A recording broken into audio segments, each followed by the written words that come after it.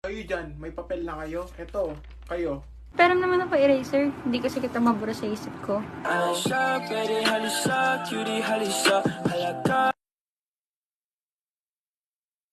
Di pa nga naging sila, may call sign na.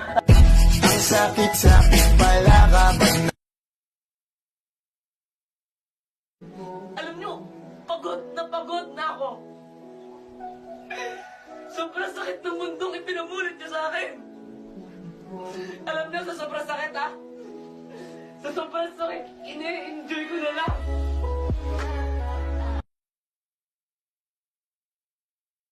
Ano yung okay lang naman? Kasi pag sinabing yung okay lang, yan yung pamamaraan ng pagsasabi na hindi ka okay, pero hindi mo pwedeng, hindi mo masabi. Pag tinanong mo, how are you, pag sinabing okay lang, most of the time, hindi okay yun.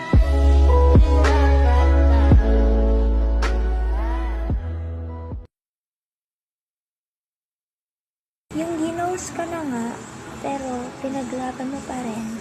Ikaw loose fighter.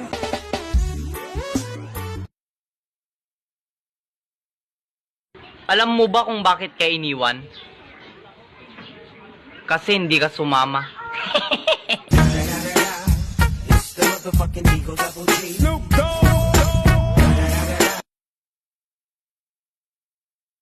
Anong pinagkaiba ng loyal tsaka faithful? Pareho lang naman na ako yun.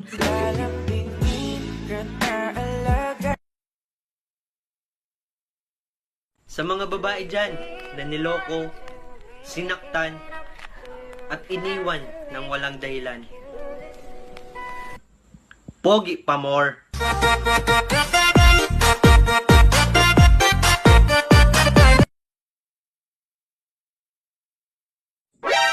Hoy kayong mga lalaki, kung magmamahal lang din kayo, piliin nyo na yung flat. Kasi, sobrayan ko magmahal, back to back.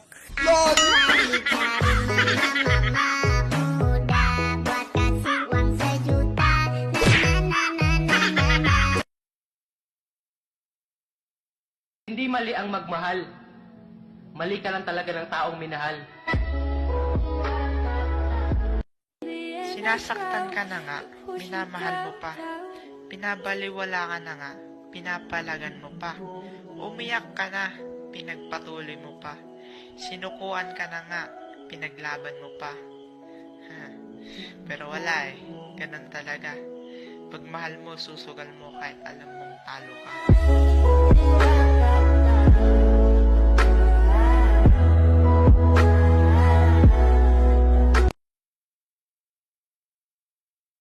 Move on. 6 na letrang madaling sabihin, mahirap gawin. Dahil sa magandang alaala, nakasama mo siya. Tandaan mo, hindi ginawa ang breakup para saktan o lumuha ka. Ginawa ang breakup para ilayo ka sa maling tao na akala mo tama. It's okay to lose people but never lose yourself. Dahil sa pagmamahal, wala kang matututunan kung hindi ka masasaktan.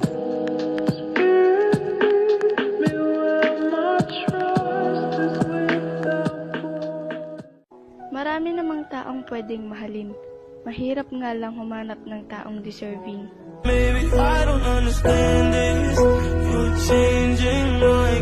Just because we don't talk anymore doesn't mean I won't be here for you. I'll still be here for you. Don't hesitate to talk to me because half the time I wish that you were talking to me.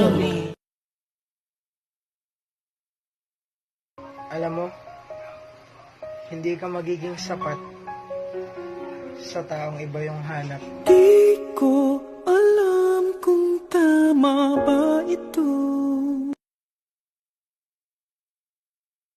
Minsan, mapapasabi ka na lang talaga ng wala ito lang ako.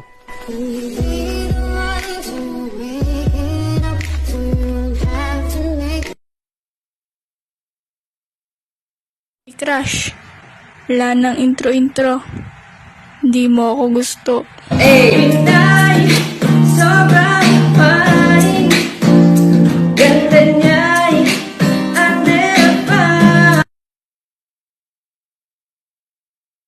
Alam nyo guys, nakakatakot yung virus. Pero mas nakakatakot yung mga taong magchat-chat lang sa'yo kapag kailangan ka.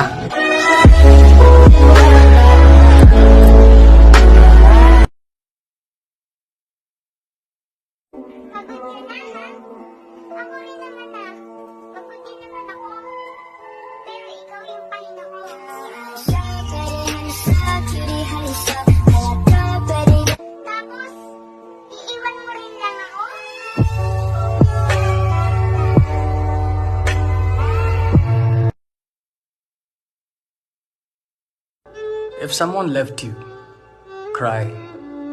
If someone hurt you, cry. If someone didn't understand you, it's okay, cry.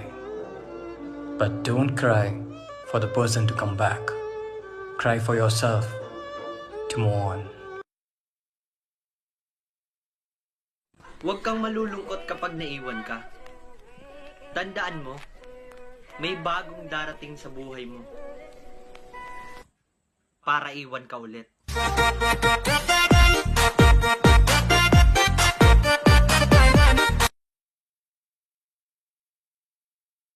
Isipin mo na matay ka, tapos tad-tad ang timeline mo ng pakikiramay galing sa mga kaibigan mo. Miss na miss ka daw nila, maaga pa daw para mamatay ka. They show love, pero nung buhay ka pa, hindi man lang nila tinatanong kung okay ka ba, kamusta ka na, paano pa yan mababasa kung patay ka na. They will only love you when you die. Kung talagang mahal nyo, then prove hanggang nabubuhay pa. Hindi yung nagdadrama kayo sa Facebook kapag namatay na. Pero nung nabubuhay pa, hindi nga nagawang kamustahin. Kaplastikan lang naman ang lahat na ipopost nyo. I don't need that fake love. Makikita mo lang talaga ang halaga mo sa isang tao kapag wala ka na sa mundo.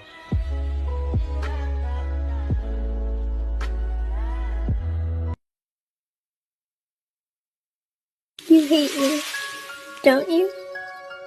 It's okay, don't worry, because I hate me too.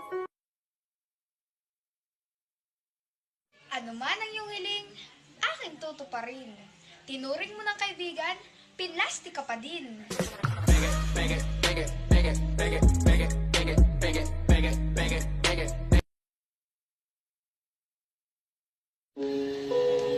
Yo, gusto ko lang sabihin sa'yo na kung sinaktan ka, patawarin mo. Kung iniwan ka, hayaan mo. Kung niloko ka, palitan mo. Maging matapang ka, hindi para sa iba. Maging matapang ka para sa sarili mo.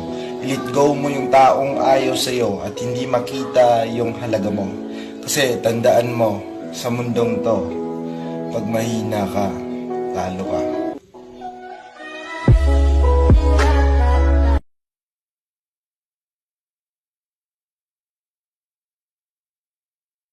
Hirap pala makakilala ng panibagong tao. Kasi hindi mo alam kung blessing na ba siya o lesson na lang ulit sa buhay mo.